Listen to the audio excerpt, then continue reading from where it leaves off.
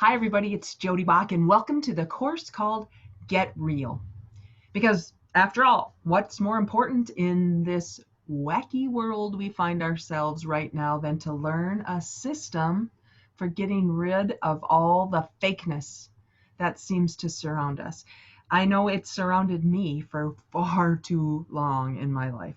So, in the next couple of videos, I'm going to show you what is possible when you determine for yourself what it means to you to get real, and then find or create a tribe, a circle, a group of others who are also committed to the same thing in their workplaces, their communities, and even in the world. It is possible to live the life you might only dream of by digging in and shining a light on those places inside of you that just are nagging at you to let them come out. Every year, at the end of the year, I spend some time planning for the upcoming year. And in 2019, I created a word for the year 2020. And my word for 2020 was focus. I was ready to have the year of my career. And then we know what happened in 2020. Well, I actually kind of did have the year of my career, but not exactly in the way I had imagined. It became very clear to me in the midst of all of the wackiness that happened in 2020 that none of us have any idea how to predict with any certainty what will happen to us. Nothing is guaranteed. And if we don't take care of the things we can take care of right now, today, in every way in our lives, what are we waiting for? Nothing is certain. And that's where this whole concept of the Get Real course was born.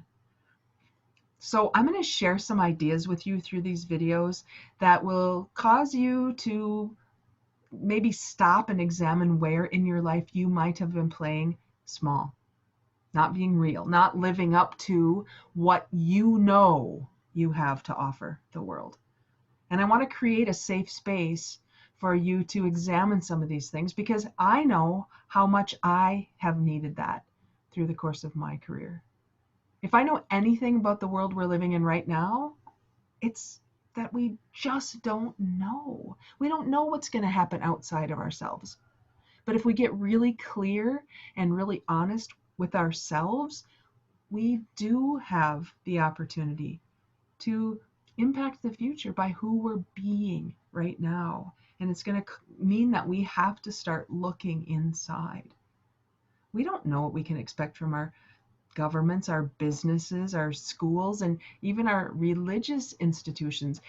The year 2020 hit us like a ton of bricks, and it's going to take us some time to regain our bearings.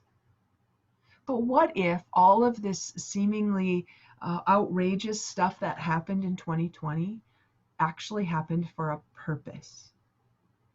Now, notice I didn't say for a reason.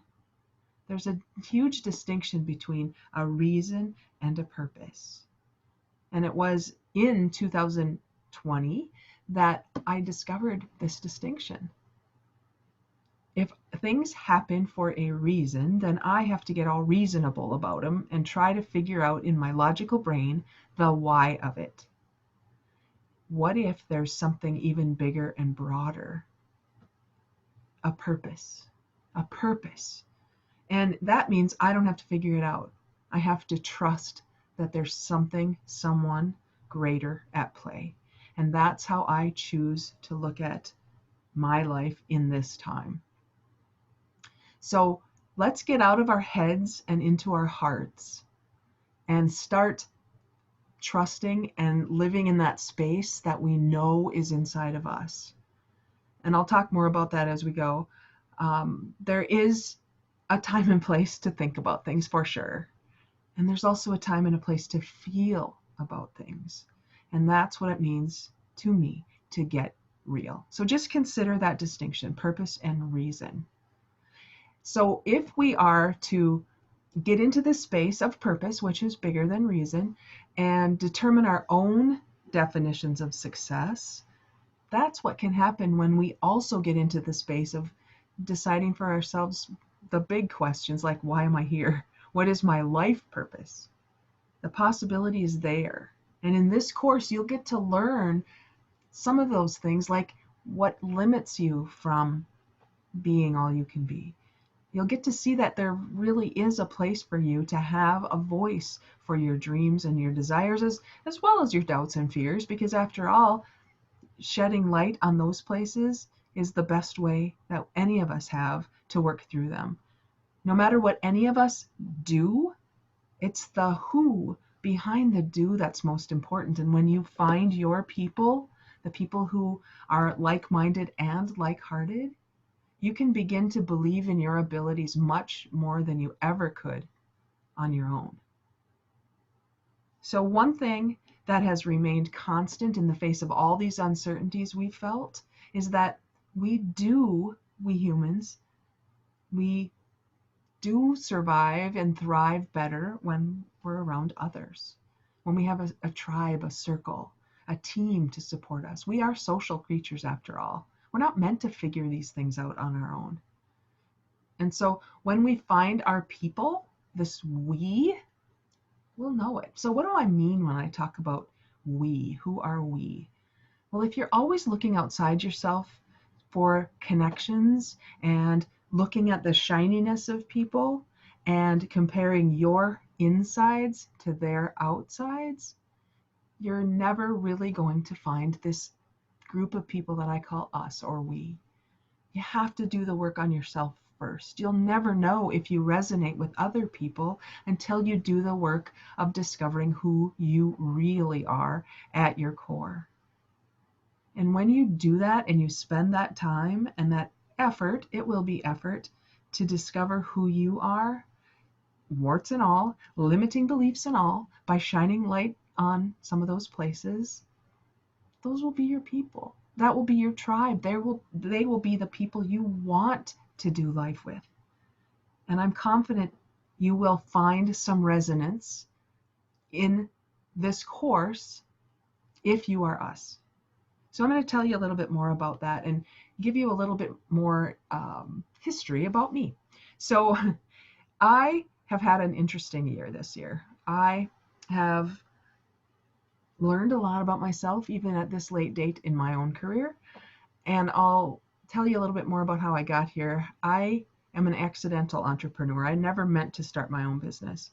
I thought what you do is get a job and do work you don't necessarily love so that you can get paid to do the things that you love to do. I just really thought work had to be hard. I didn't think it was, well, I mean, it's possible to deserve to get paid, but for me, there was this weird, I don't know, this weird juxtaposition between doing work I loved and taking money for it. I was okay with getting paid if I didn't like my job. And so I spent a lot of time going from job to job, but I did have one job that I just hated. I thought it was going to be my dream job, and I hated it, and I was miserable. And at that job, it turned out that my sanity was more important than money. And so I took a pay cut to move to another position. And, for a long time, that job was okay until I sort of outgrew it. And then I went looking for another job, and I went looking for another job, and I kept chasing things outside myself to help me discover who I really was. And it wasn't until my fourth or fifth career change, that I discovered that the only thing all those jobs had in common was me. And that's when I realized that if anything was going to change outside of me, it had to change in me first. And that's when I discovered personal development. And I took my first course 17 years ago and haven't looked back. And this past year, a lot of the work and the learning and the training that I've done has taken me on a new path, a deeper path, a more authentic path, and that's where the Get Real course was born. I'll tell you more about that as we go. So that's a little bit more about me.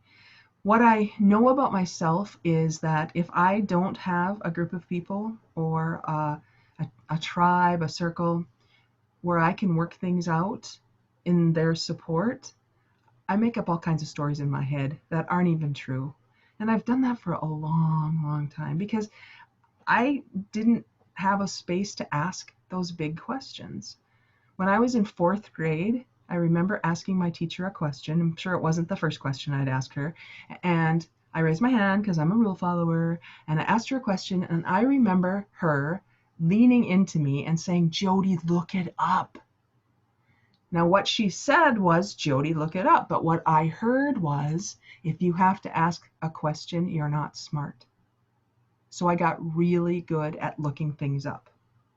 I stopped asking questions out loud, but I never stopped asking them in my mind. But I never had a place to ask them. I had to keep looking things up.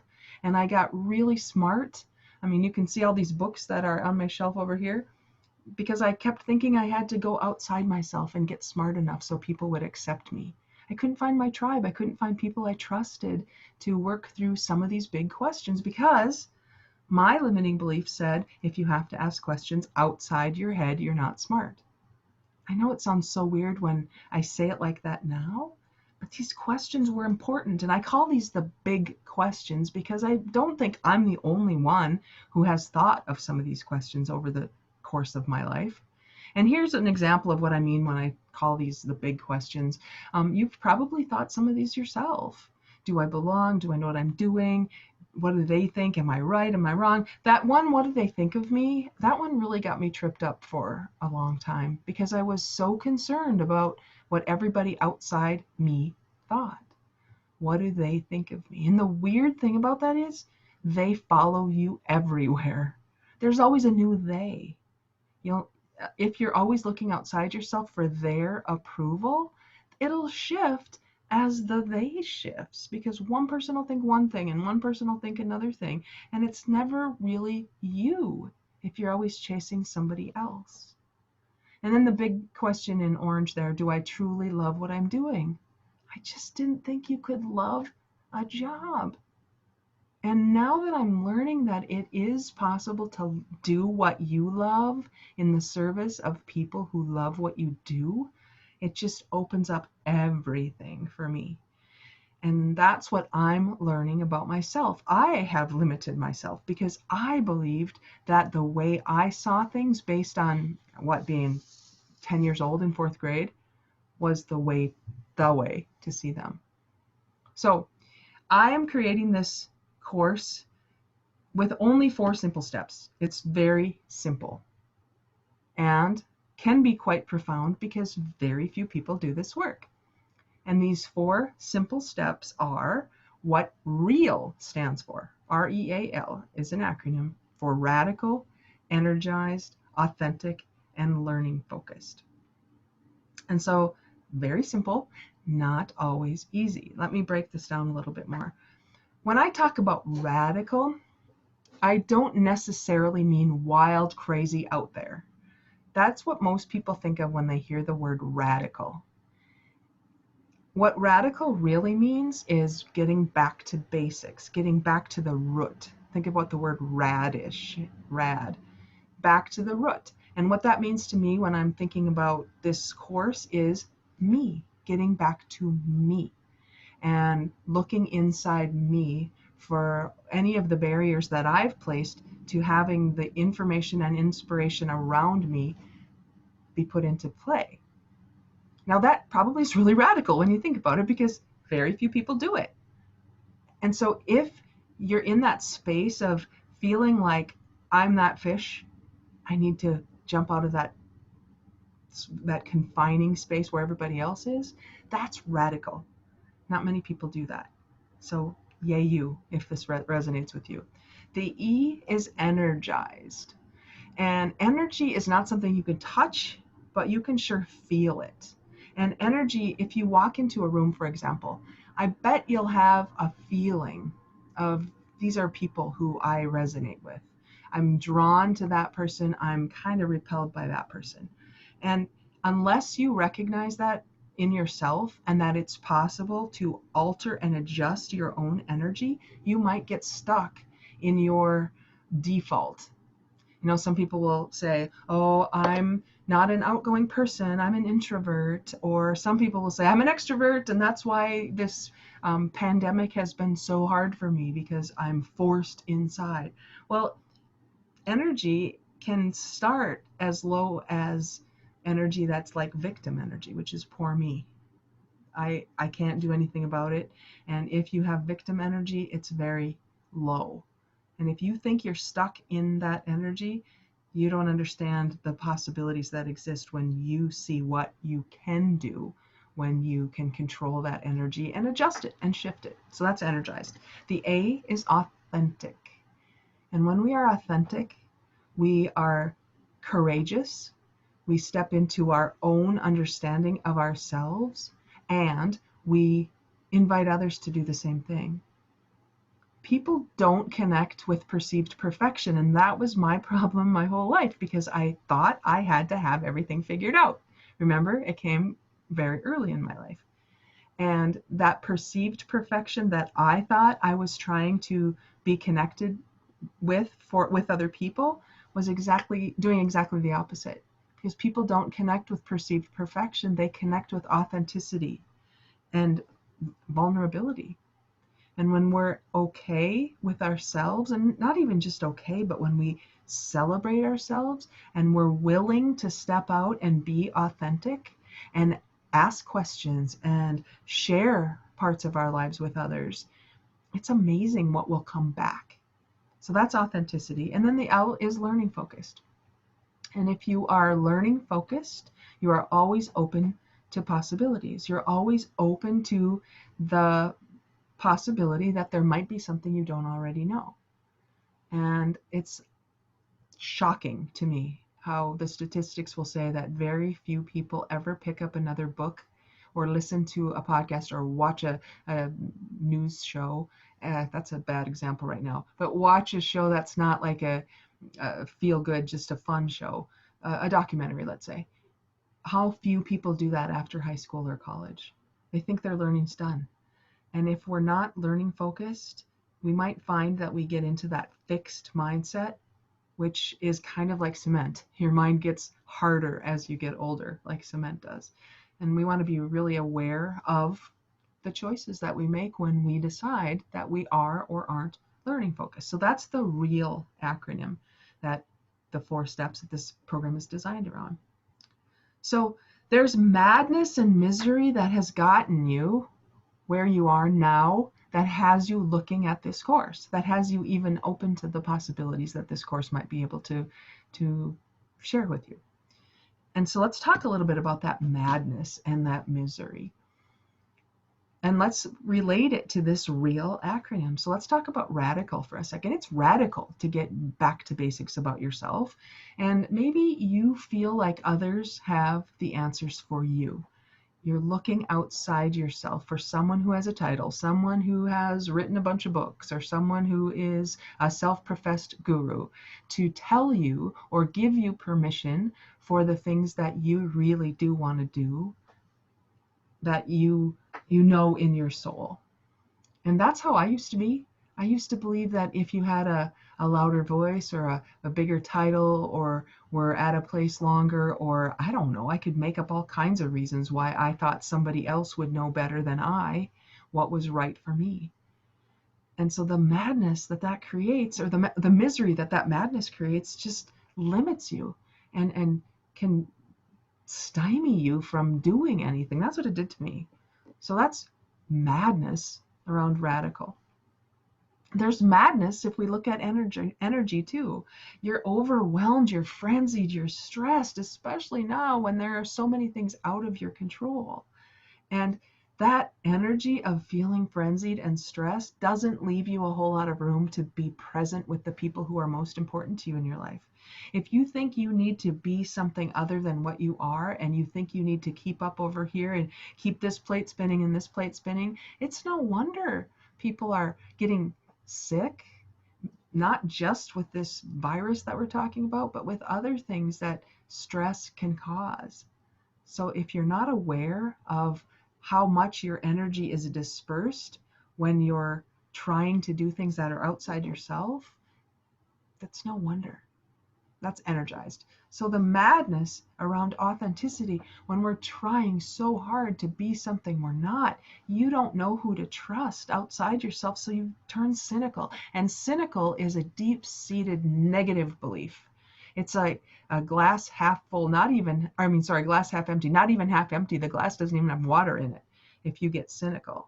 And that's what can happen when you look around yourself and you've given somebody an opportunity and they've let you down, and you're now trying so hard to please everybody else that you don't even know who you are.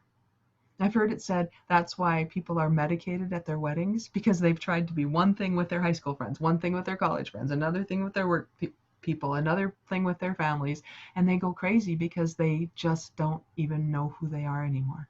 And if you don't know who you are, how can you possibly trust somebody else? And then that cynicism takes on a life of its own, and it's a cycle, and that's madness. And then learning based, there's madness around that too. You know better. You've studied all this stuff. You've been looking for things. You've been open to possibilities. You've been, listening to other people. You've been trying to take on what they say, or read the book they tell you about, or listen to the podcast they say. But still, things keep happening to you. It's not working. The book they said was going to change your life didn't. And that's madness. You think you're being learning based. You think you know what you should know. But there's this little piece in you that knows better and doesn't always do better. Ooh. To know and not to do is not to know. And sometimes that can feel worse than not knowing at all. So if you feel any of those things about this space you find yourself in, don't fret. Don't stay here too long. We're going to move on to the mission and the meaning about this. So each of those madnesses that creates that misery in you also has with it, like a coin, another side.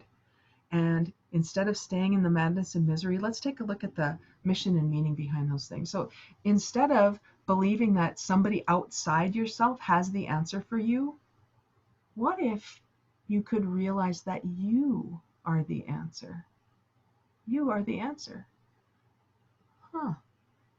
So instead of looking for somebody else to fill this hole in you that you haven't even defined anyway, nothing's going to fit if you haven't actually asked yourself the right questions. So instead of looking outside yourself for the answer and somebody else's answer and somebody else's solution, what if you yourself are your own answer? That possibility is kind of exciting. So moving to energized, what if instead of feeling overwhelmed and frenzied and stressed, you could be alive and thriving? You could realize that you have the ability to alter and shift your energy in situations where you need to be dynamic. You can be dynamic, but in situations where you need to be magnetic, you can be magnetic. Now, you'll probably default to one of those because naturally we are introverts, extroverts, magnetic, dynamic. Naturally, we probably have one of those as a strength, but that doesn't mean you can't flex. And the more you know about your energy, the less you're dependent on others to bring it to you, and the more you have the opportunity to put in, contribute energy. And maybe sometimes it's to accept energy from others. That's what's possible for you in the mission and meaning. What if instead of not knowing who to trust, so you become cynical, what if you invite others instead of waiting for them to invite you? What if you go first? What if you know yourself well enough and you're able to be authentic with your own being, your own self? You don't have to wait for others. Now you're confident enough in what you do know so you can actually invite others into your circle. You don't have to wait. You don't have to wait for permission. You don't have to wait for someone with a title or someone else to tell you that it's okay, that you're good enough and you now can do whatever it is that you say you want to do. The fairy godmother with the wand doesn't exist. You do the inviting. You bring the authenticity. And then the L, you know better, but you're not doing better, and things are still just happening to you, is the madness. But what about having instead a really robust repertoire of good questions? Because the good questions will unlock practical applications. And then everything shifts from theory in your head, knowledge in your head. It comes out through your heart and into your hands and the world, because good questions unlock practical applications. I sounded like I was a 4-H kid for a second there. I pledge my head to higher learning and my heart to greater, whatever it is. The 4-H is about getting it into the world. My hands to greater service. And that's what can happen if you have good questions. If you're learning based and you're always looking for ways to contribute, and you're the one inviting first, see how this all can work together in the real acronym if you understand mission and meaning. It's actually very exciting when you take a look at it. So never fear. It's kind of exciting to know that there's a possibility to go from madness and misery to mission and meaning. And there's a map to get there. And the map is those 4 simple steps. We've already talked about it. We've talked about the radical, energized, authentic, and learning based. But these mindsets will take you from where you've been to where you need to be in order to get from the madness to the mission and meaning. So let's take a look at those mindsets. The first one, you need to trust yourself first. Trust yourself first. That's radical. People don't do that. They're always looking outside themselves. They're always looking for somebody else for permission. It's radical to think differently about that. So the mindset you're going to need if you want to take this on, this real opportunity to know yourself, trust yourself first. The second mindset that you'll need is to be unattached and curious. The energy around knowing it all and coming in with a downward tell energy is less appealing to people and much less magnetic to resources and people than it would be if you were curious. So unattached means you are not looking for things to be exactly the way you have them in your mind. There's a distinction between being committed to an outcome and attached to the how of it.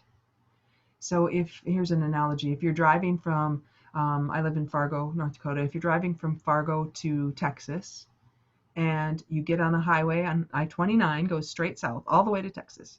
And if I started driving to Texas, saying I'm going to go to Texas, and I see a sign that says Winnipeg, Winnipeg's north of me, I would be smart or wise to turn around. But if I'm attached and I'm saying, no, this is the way I made up my mind to go, I want to go to Texas, but I'm going north, I would not even see the signs. I would not listen to the signs around me if I were attached. Now, if I were committed and I saw a sign that said Winnipeg, I'd have to say, wait a second, I'm not going north, I'm going south.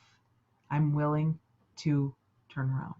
So that's the distinction between being attached and being committed. And when you are attached and curious, you're not fixed in your mindset. And your energy is not about push, it's about invitation. You see how these all go together? These mindsets are going to go together with the REAL acronym, because the next one is you can disagree without being disagreeable. When you are authentic, you can disagree without being disagreeable. And I'm not sure if you recognize the people in this picture, but this is Antonin Scalia and Ruth Bader Ginsburg, who, if you know anything about the Supreme Court, these two were very, they disagreed a lot on position. But in the picture, you can see that they were not disagreeable. They loved the opera. They both loved going to the opera.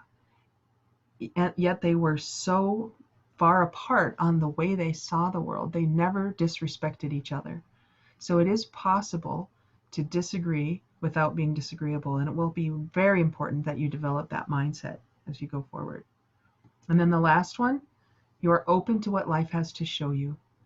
Instead of believing that the day you left high school or college, that was the last day you had to learn anything, you are open to what life has to show you. Go back to what we said earlier about energy when we said being attached versus being committed and curious.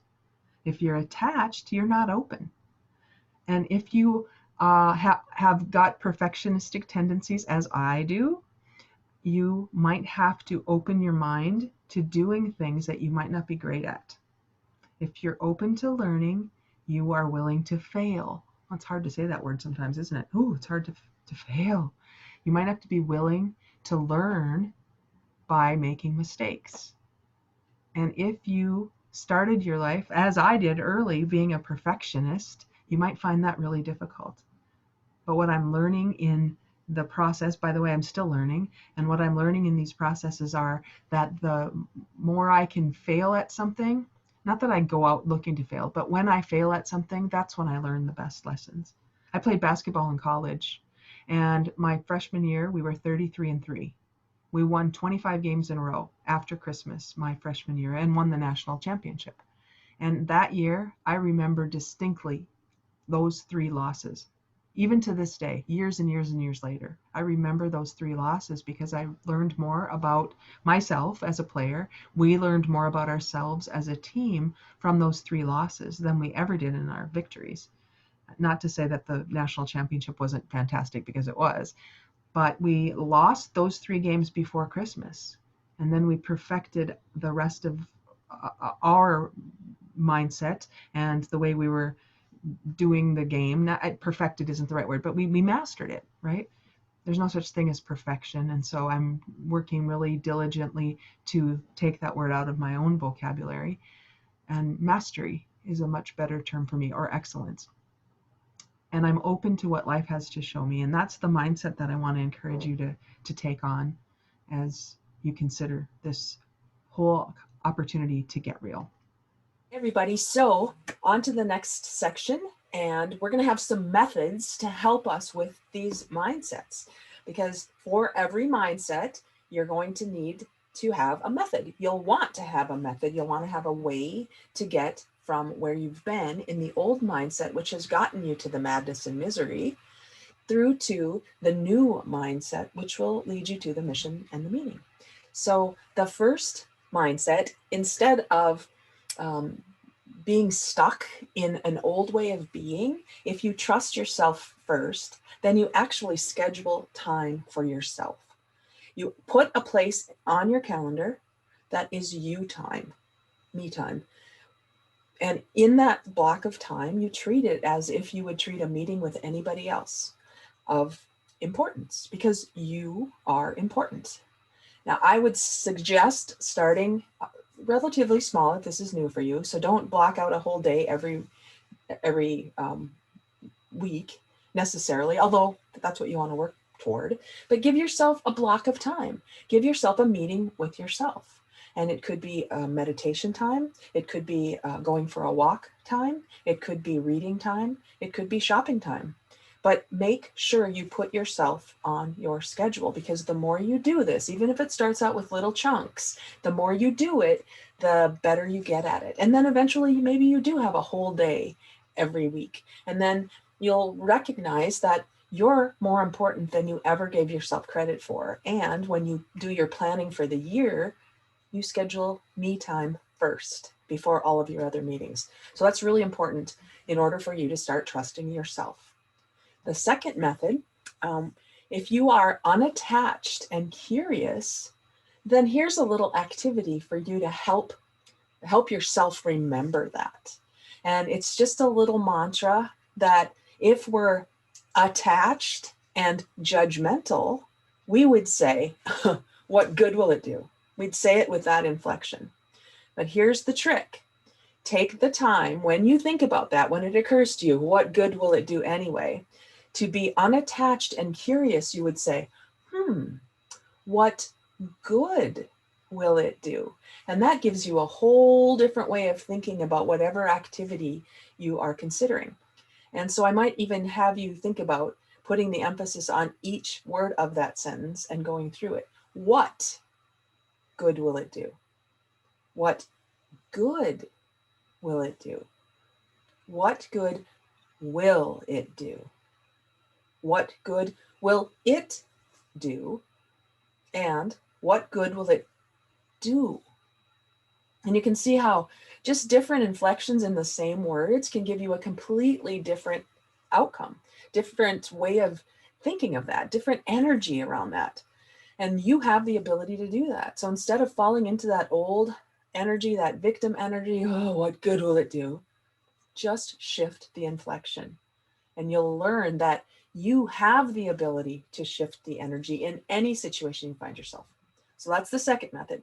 The third one, which is about authenticity, instead of recognizing that everything that makes you mad makes you disagreeable, you've already determined that you can disagree without being disagreeable. So how do you do that? Well, here's a technique or a trick that I like to use. And again, it's just a way of thinking. And I call it the hot air balloon activity.